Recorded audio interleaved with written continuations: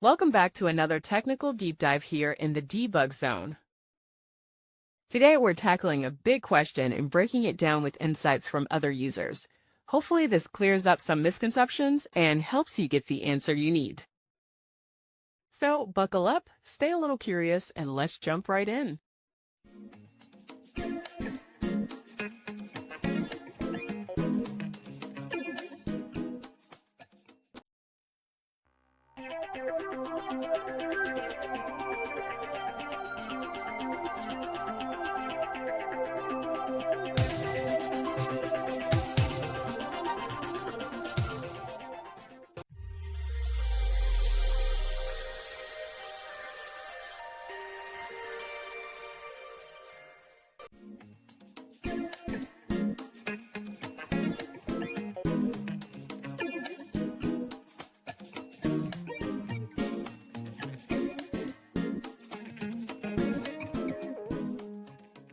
And that's a wrap.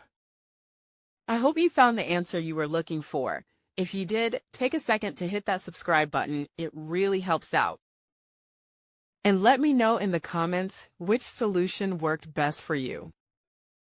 See you next time in the debug zone.